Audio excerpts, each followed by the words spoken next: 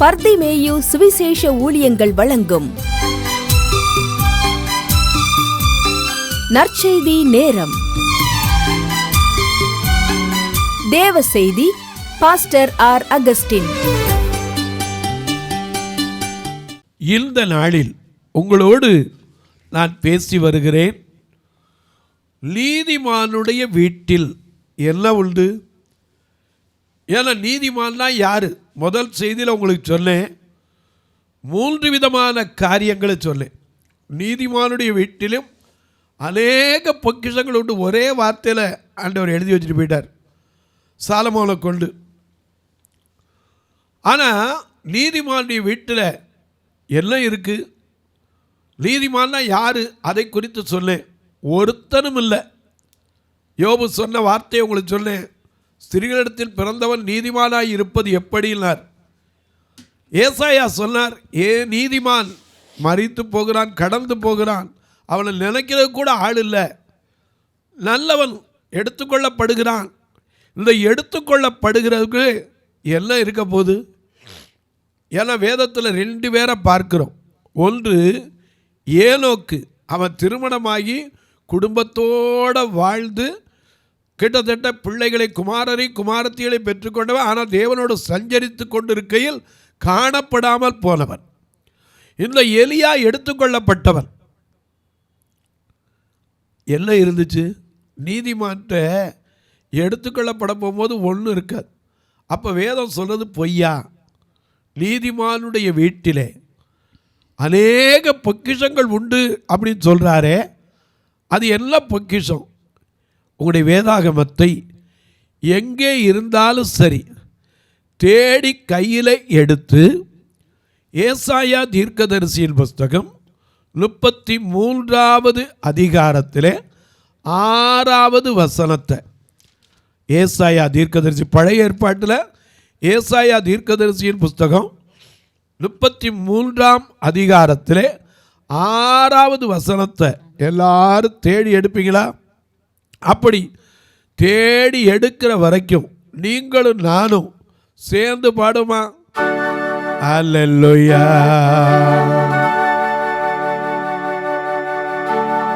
எனது தலைவன் இயேசுராஜன், எனது தலைவன் இயேசுராஜன், பாட்டில் சாய்ந்து சாய்ந்து மகிழ்ந்து மகிழ்ந்து எனது தலைவன் இயேசுராஜன், பாட்டில் சாய்ந்து சாய்ந்து மகிழ்ந்து மகிழ்ந்து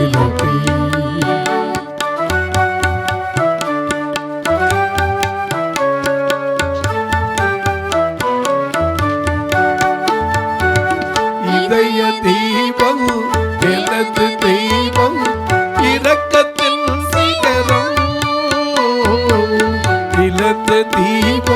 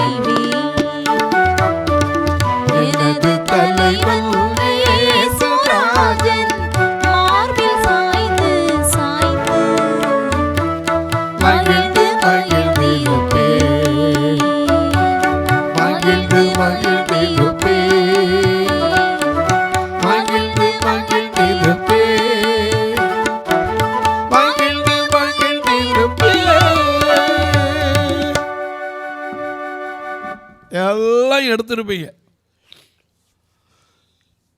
ஏசாயா 33 அதிகாரம் 6வது வசனம். பூரண ரட்சிப்பும் பூரண ரட்சிப்பும் ஞானமும் அறிவும் உன் காலங்களுடைய உறுதியாய் இருக்கும். சரி, கர்த்தருக்கு பயப்படுதலே அதின் பொக்கிஷம். நல்ல கவனிங்க. கர்த்தருக்கு பயப்படுதற்கு அது பெரிய பொக்கிஷமா. பூரண ரட்சிப்பு அழகா எழுதியிருக்கார் அந்த வசனத்துல. பூரண ரட்சிப்பும் ஞானமும், அடுத்தாப்புல ஞானம் அறிவும் உன் காலங்களுடைய உறுதியா இருக்கும். இருந்தா, அப்படி இருந்தா நிச்சயமா உறுதியா இருக்கணும். ஏசாயா 26:3 படி உம்மை உறுதியாய் பற்றி கொண்ட மனதை உடையவன் உம்மையே நம்பி இருக்கிறபடியால் நீர் அவனை பூரண சமாதானத்தோடு காத்துக்கொள். ஆமா, பாடுறோம்ல, எல்லாத்துக்கும் பாடுறோம். உம்மை நம்பி உந்தன் பாதம், உம்மை நம்பி உந்தன் பாதம் உறுதியாய் பற்றி கொண்டோ, ஒரு போதும் கைவிட மாட்டேன். உம்மை நம்பி உந்தன் பாதம் உறுதியாய் பற்றி கொண்டோ, ஒருபோதும் கைவிட மாட்டேன்.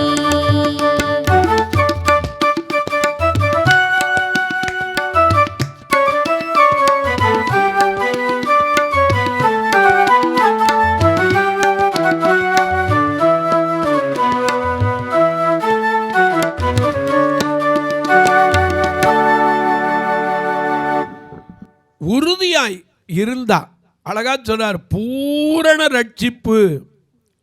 ரட்சிப்புல அறகுறை இருக்கவே கூடாது. ஏன்னா தேவன் நம்மை ரட்சித்திருக்க, நீதிமானாகிய லோத்தை ரட்சித்தாரே, உன்னை எல்லாம் பூரண ரட்சிப்பும் அறிவும் ஞானமும். அது மட்டுமல்ல, கர்த்தருக்கு பயப்படுகிற பயம். அதுதான் என்னதான் பொக்கிஷம். ஏன் அதை பொக்கிஷங்கிறாரு? ஏன் அதை பொக்கிஷம் சொல்றாரு? பயப்படுற பயம் பொக்கிஷமா? ஆமாங்க. ஏன்னா சங்கீதக்காரன் அதை வச்சு தான் எழுதியிருக்கார். 128ஆம் சங்கீதத்திலே எல்லா கல்யாண வீட்லையும் வாசிக்கிற ஒரு சங்கீதம். அப்படியே அந்த ஆசீர்வாதமெல்லாம் வந்து இறங்கிடணும் அப்படின்னு எந்த வீட்லையும் இந்த வசனத்தை வாசிக்காமல் இருக்கவே முடியாது. ஏன் வாசிக்கிறாங்க? அந்த பயப்படுற பொக்கிஷம் தான் மற்றது எல்லாம் தேடி வந்துடும். அதனால தான் இங்கே சங்கீதக்காரர் எழுதுறாரு பாருங்க, கர்த்தருக்கு பயந்து வாசிங்க. முதலாவது கர்த்தருக்கு பயந்து அவர் வழிகளில் நடக்கிறவன் எவனோ பாக்கியவான். அந்த பயம் இருந்தாலே நீ பாக்கியவானா இருப்ப. ஏன்னா கர்த்தருக்கு பயப்படுதலே ஞானத்தின் ஆரம்பம். ஆமா. ஆனா நம்ம பார்த்து அவர் என்ன சொல்லியிருக்காரு? பயப்படாதே, பல கரத்தாலே பாதுகாப்பே என்றுதானே ஸ்தோத்திரம். பயப்படாதே, பல கரத்தாலே பாதுகாப்பே என்றுதானே ஸ்தோத்திரம். பாசமின் மேல் நீர் வைத்ததினால், பாசமின் மேல் நீர் வைத்ததினால் பறிக்க இயலாத வருமினை. பாசமின் மேல் நீர் வைத்ததினால் பறிக்க இயலாத வருமினை.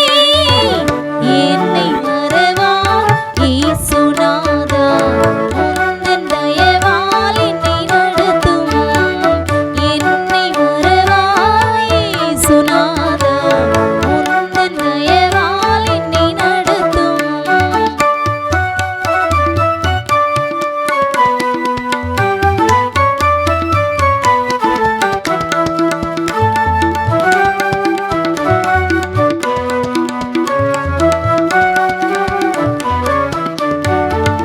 உனக்கெதிராய் எழும்பும் ஆயுதம் வாய்த்திடாதே. என்றுதானே ஸ்தோத்திரம். உனக்கெதிராய் எழும்பும் ஆயுதம் வாய்த்திடாதே. என்றுதானே ஸ்தோத்திரம். பார்ப்பனியும் மறுமையிலே எப்படியும்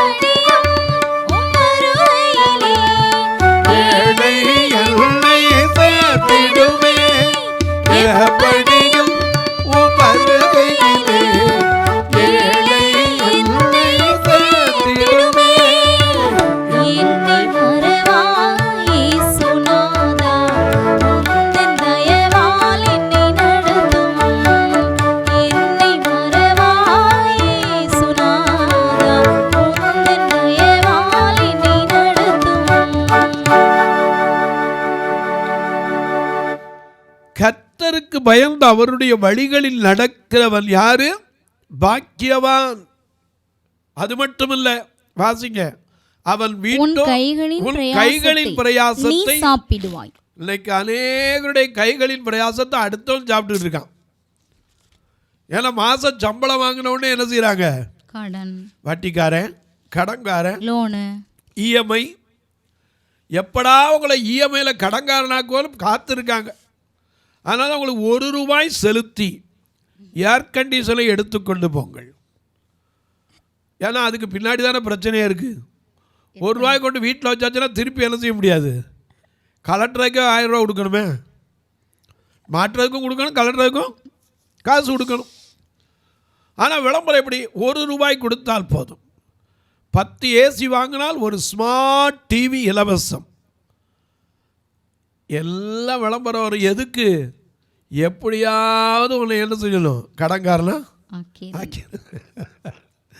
எனக்கு கண்வார்வை அநேக நேரங்கள் எதுக்கு நமக்கு விளங்குறது இல்லை. இருக்கிறவங்க கூட இந்த வெயில் காலத்தில் இன்னொரு ஏசியை காட்டினா அதை வாங்கி போடுவோம். ஸ்மார்ட் ஏசி செல்ஃபோன்லேயே கரெக்ட் பண்ணலாம், டெம்பரேச்சரை தக்க மாறிக்கும்.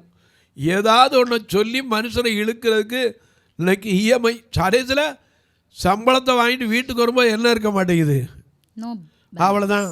கையில் வாங்கினேன், பையில் போடலை, காசு போன இடம் தெரியலன்னா சினிமாக்காரன். அது உண்மையாகி போச்சு. எனக்கு கண்பாருடைய நல்ல கவனிங்க, நல்ல கவனிங்க. உலகத்தில் அநேக நேரங்களில் நமக்கு அறிய வேண்டிய ஞான புத்தி இருக்கணும். உன் கைகளின் பிரயாசம் அடுத்தவன் சாப்பிடக்கூடாது. அதனால தான் ஏசாயா 62:8-9 வாசிக்கிறோம். இனி நான் உன் தானியத்தை, ஆண்டவர் சொல்றார் பாரு, இனி நான் உன் தானியத்தை உன் சத்துருக்களுக்கு கூட ஆகாரமா கொடுக்க மாட்டேன். உன் பிரயாசத்தினாலாகிய உன் திராட்சரசத்தை அந்நிய புத்திரர் குடிப்பதும் இல்லை என்று கர்த்தர் தமது வலது கரத்தின் நம்முடைய வலது கரத்தின் மேலும் தமது வல்லமையுள்ள புயத்தின் மேலும் ஆணையிட்டார். அதை சேர்த்தவர்களே அதை புசித்து கர்த்தரை துதிப்பார்கள். அதை கூட்டி வைத்தவர்களே என் பரிசுத்த ஸ்தலத்தின் பிரகாரங்களில் அதை குடிப்பார்கள். நம்ம பாடிட்டு இருக்கிறோம். என்ன வாரம்? கர்த்தரையே துதிப்பே, காலமெல்லாம் துதிப்பே, கர்த்தரையே துதிப்பே, காலமெல்லாம் துதிப்பே, நல்லவர் நல்லவர் கிருபை உள்ளவர் என்றே பாடுவேன், நல்லவர் நல்லவர் கிருபை உள்ளவர் என்றே பாடுவேன், காலமெல்லாம் துதிப்பேன், துதிப்பேன், காலமெல்லாம் துதிப்பேன்.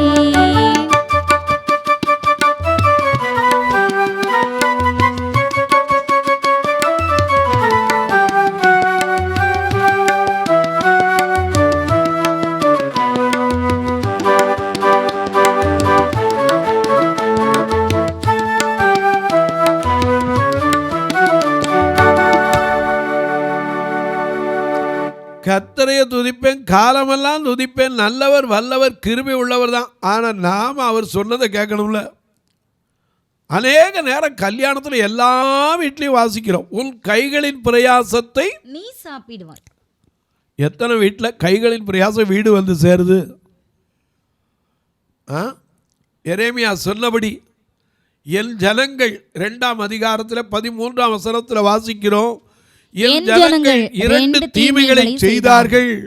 ஜீவ தண்ணீர் ஊற்றாகிய என்னை விட்டு விட்டார்கள். தண்ணீர் நிற்காத வெடிப்புள்ள தொட்டிகளை தங்களுக்கென்று வெட்டிக் கொண்டார்கள்.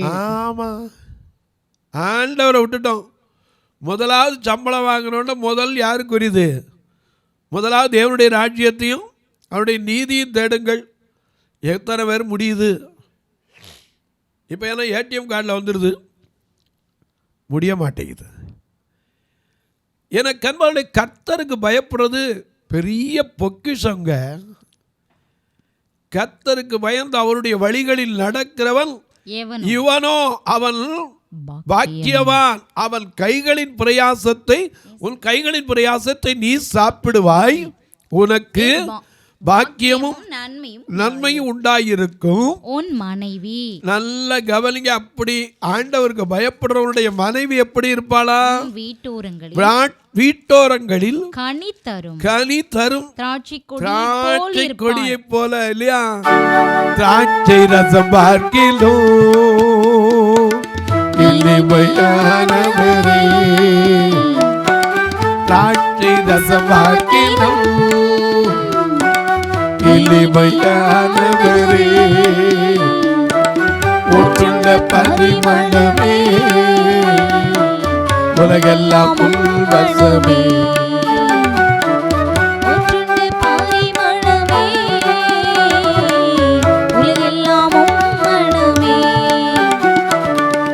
உமக்கு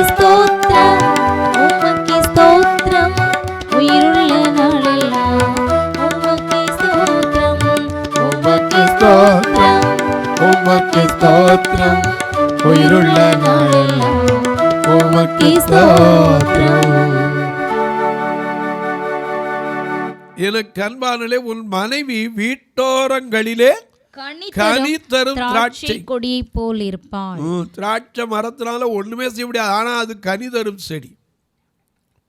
ஆண்டவர் சொன்னார், நானே மெய்யான திராட்சை செடி, நீங்கள் கொடிகள். நீங்கள் என்னிலும் என் வார்த்தை உங்களிலும் நிலைத்திருந்தால் மிகுந்த கனி கொடுப்பீர்கள்.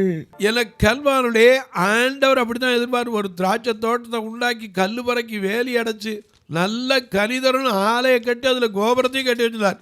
ஆனா அது என்ன கொடுத்தது? கசப்பான கனிகளை தந்தது. நல்ல கவனிங்க. கர்த்தருக்கு பயப்படுகிற பயம் இருக்கே, அது பெரிய பொக்கிஷங்க. கர்த்தருக்கு பயந்து அவருடைய வழிகளில் நடக்கிறவனுக்கு அநேக ஆசீர்வாதங்கள். அவன் கைகளின் பிரயாசத்தை சாப்பிடுவான். அவனுடைய மனைவி எப்படி இருப்பானா? கனி தரும் திராட்சை செடியை போலவும். அது மட்டுமில்ல, அவனுடைய பிள்ளைகள் எப்படி இருப்பாங்க? மிக அழகா எழுதி வச்சிருக்காரு. உன் மனைவி வீட்டோரங்களிலே கனி தரும் திராட்சை கொடி போல் இருப்பாள், பிள்ளைகள் உன் பந்தி சுற்றிலும் ஒலிவ மரக்கன்றுகளை போல் இருப்பார்கள். இதோ கர்த்தருக்கு பயப்படுகிற மனுஷன் இவ்விதமாய் ஆசீர்வதிக்கப்படுகிறான். சீயோனிலிருந்து உன்னை ஆசீர்வதிப்பார் ஜீவனுள்ள நாளெல்லாம். எப்படி? கடைசி நாள் வரைக்கும் ஜீவனுள்ள நாளெல்லாம் எருசலேமின் வாழ்வு. நீ உன் பிள்ளைகள் சமாதானம். நீ உன் பிள்ளைகளின் பிள்ளைகளையும், நீ உன் பிள்ளைகளின் பிள்ளைகளையும் இஸ்ரவேலுக்கு உண்டாகும் சமாதானத்தையும் காண்பாய். ஆமா, கர்த்தருக்கு பயப்படுறவனுக்கு அவ்வளவு ஆசீர்வாதம். ஆனா அது பெரிய பொக்கிஷமா. அது முதல்ல நம்மகிட்ட இருக்கா? நல்லா ஆராய்ச்சி பாருங்க. இந்த பொக்கிஷம் நம்மகிட்ட இருக்கா? சரி, இன்னொரு பொக்கிஷத்தை குறித்து பார்ப்போம். ஏன்னா கர்த்தருக்கு பயந்து நடந்ததுனால நோவா ஜலப்பிரளயம் வந்து உலகமே அழிஞ்சு. ஆனால் அவன் அழிக்கப்பட்டானா? அவனுடைய பிள்ளைகள் அழிக்கப்பட்டதா? இல்லைங்க.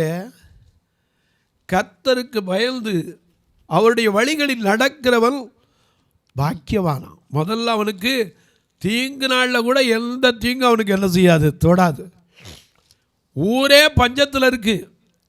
கர்த்தருக்கு பயந்து போய் எசபேலுக்கு முன்னாடி சொல்றார் எலியா, தேவனுடைய வார்த்தை, இஸ்ரவேலின் தேவனாகிய கர்த்தருக்கு முன்பாக நிற்கிற நான் சொல்றேன், என்னுடைய வார்த்தையின்படி அல்லாமல் இந்த தேசத்தில் பனியோ மழையோ பெய்யாது என்று இஸ்ரவேலின் தேவனாகிய கர்த்தருக்கு முன்பாக நிற்கிற நான் அவருடைய ஜீவனை கொண்டு சொல்லுகிறேன்னா, அவனுக்கு ஒரே பஞ்சத்தில் வந்தபோது கைவிட்டாரா?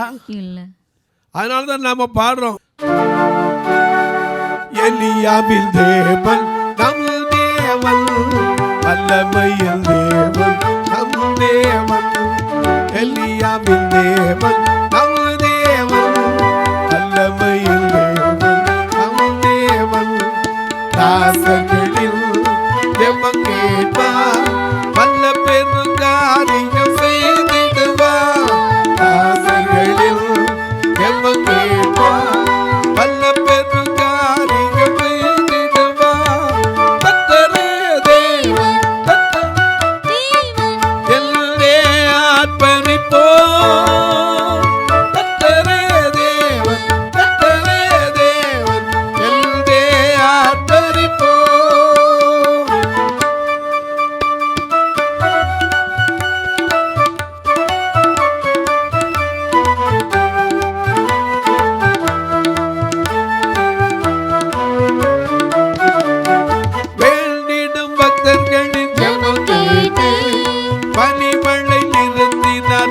தேவன் வேண்டிடும் பக்தர்களின் ஜெபம் கேட்டு பனிமழை நிறுத்தினார் நல்ல தேவன். பஞ்சகாலத்து கர்த்தரே தேவன், எங்கே கர்த்தரின் தேவ ஜனமே. கர்த்தரே தேவன், கர்த்தரே தேவன், எங்கே கர்த்தரின் தேவ ஜனமே. எனக்கு அன்பானவர்களே, பஞ்சத்தில் எலியாவுக்கு அப்பம் கொடுத்தார். பஞ்சம் தீரும் வரை அவர் பாத்திரங்களை ஆசீர்வதித்தார். நீதிமான் கர்த்தருக்கு பயந்தா பஞ்ச காலத்திலே அவனுக்கு திருப்தியான ஆகாரத்தை கொடுப்பார். ஆண்டவருக்கு பயப்படதான் இன்னைக்கு இல்லாமல் போச்சே. அனனியா காலத்தில் நடந்த மாதிரி நடந்தால் கொஞ்சம் பயம் வரும். அனனியா காலத்தில் என்ன நடந்துச்சு? பொய் சொன்னதுனால உடனே கீழே விழுந்தான், அவ்வளோதான், ஜீவன் போயிடுச்சு. மனைவி வந்து சொன்னால் அவளும் சேர்ந்து ஆமான்னா சரி குடும்பம் போய் அங்கே சேருங்க, ஏன்னா அங்கே உங்களுக்கு ஒரு வீடு வச்சுருக்கேன் போங்கட்டார். இன்னைக்கு சொல்லுவேன், கர்த்தருக்கு பயப்படுகிற அனுபவம் இருக்கே, அது ஒரு பெரிய பொக்கிஷங்க. நீதிமான் கர்த்தருக்கு பயப்படுவான். யோசேப்பு நீதிமானா இருந்தான். அதனால தான் ஆண்டவர் சொன்னார், உன் மனைவியாகிய மரியாள் மேலே தள்ளி ஐயப்படாதே. மத்தேயு 1:18-19 வாசிக்கிறோம். தேவன் அவனுக்கு சொப்பனத்தில் தரிசனமாய் சொல்றார், உன் மனைவியாகிய மரியாளை சேர்த்துக் கொள்வதற்கு ஐயப்படாதே. அவளிடத்தில் உற்பத்தியாய் இருக்கிறது பரிசுத்த ஆவியினால் உண்டானது. உடனே அவன் நீதிமானாய் இருந்தபடியா ரகசியம் அவமானப்படுத்த மனதில்லாமல் ரகசியமாய் அவளை தள்ளிவிட யோசனை. அந்த நேரத்தில் கர்த்தர் சொன்ன அடுத்த நிமிஷம் நீதிமான் ஒரு வார்த்தை பேசினானா? இன்னைக்கு சொல்றேன், கர்த்தருக்கு பயப்படுதல் ஞானத்தின் ஆரம்பம் மட்டுமல்ல, அது பெரிய பொக்கிஷம். தொலைக்காட்சியில் பார்க்கிற என் அன்பு மக்களே, இந்த நிகழ்ச்சியை நாள்தோறும் பார்க்குறீங்க, கேட்குறீங்க, பரவசம் அடைகிறீங்க. ஆனால் கர்த்தருக்கு பயப்படுகிற பயம் இருக்கா? ஏன்னா அவர் காண்கிற தேவன். அவர் கண்ணின் மணி போல ஒரு பக்கம் காக்கிறவர், இன்னொரு பக்கம் காண்கிற தேவன். ஒரு பக்கம் அன்பின் தேவன், இன்னொரு பக்கம் பட்சிக்கிற அக்கினி. மறந்துடாதீங்க, கர்த்தருக்கு பயந்தவன் யாராவது தரித்திரத்தில் இருந்ததுண்டா?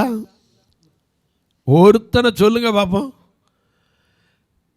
அதனால தான் வேதம் சொல்லுது, ஐயா கர்த்தர் மேல் நம்பிக்கை வைத்து கர்த்தரே தன்னம்பிக்கையாய் கொண்டிருக்கிற மனுஷன் எரேமியா எழுதி வைத்திருக்கிறார்.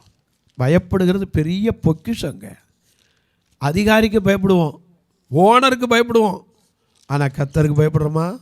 தொலைக்காட்சியில் பார்க்கிறவர்களே, இந்த நிகழ்ச்சியை பார்க்கிறதோடு விட்டுறாம ஒரு வார்த்தை ஜெபம் பண்ணுங்க. இது தொடர்ந்து வருவதற்கான தேவைகள் சந்திக்கப்பட ஜெபம் பண்ணுங்க. அது மட்டும் இல்லை, எப்போவாது திருநெல்வேலிக்கோ மதுரைக்கோ வந்தீங்கன்னா ஒன்றை மறந்துடாதீங்க, இந்த பார்வையற்ற மக்கள் சபையை வந்து பாருங்கள். வந்து பாருங்கள். உடனே பார்த்தா ஏதாவது கொடுக்கணுமே பிரதர். ஒன்றும் இல்லை பிரதர், நீங்கள் கொடுக்காட்டாலும் பரவாயில்ல, கர்த்தர் எங்கேருந்தும் ஆசீர்வாதத்தை வரப்பண்ண அவரால் முடியும். இந்த காலத்தில் நீ மௌனமாக இருந்தால் யூதருக்கு சகாயம் ரட்சிப்பு வேறு இடத்துல இருந்து வரும் சொன்னவர் இன்றைக்கும் ஜீவிக்கிறார். வந்து பாருங்க, கர்த்தர் ஏவிலாம், நீங்களும் தாங்கலாம். ஒருவேளை தூரத்தில் இருக்கலாம், அநேக நாள் பார்த்துக்கிட்டு தாங்க பிரதர் அப்படிம்பீங்க. அப்படி இருந்தால் நீங்கள் தாங்க வேண்டும் என்று கர்த்தர் உங்களை ஏவினால், நீங்களும் இந்த ஃபோன் நம்பரில் பாருங்கள், 2 நம்பர் வந்துக்கிட்டே இருக்கும். அதில் ஜிபே, ஃபோன்பே உண்டு. BGM Augustine, BGM blind ministries Augustine வரும். அதை விட ஐயா நான் உதவி பண்ணலாம், கூட்டிகிட்டு வர்றதுக்கெல்லாம் ரொம்ப கஷ்டப்படுறோம், அழைச்சிட்டு வர்றதுக்கெல்லாம் வேன் கஷ்டப்படுறோங்கிறீங்களே, நாங்கள் உதவி செஞ்சால் எங்களுக்கு வைப்பதற்கான கணக்கு வைப்பதற்கான வழி உண்டானா நிச்சயமாக வழி உண்டு. என்னோட கேளுங்க, உங்களுக்கு சொல்லுவேன்.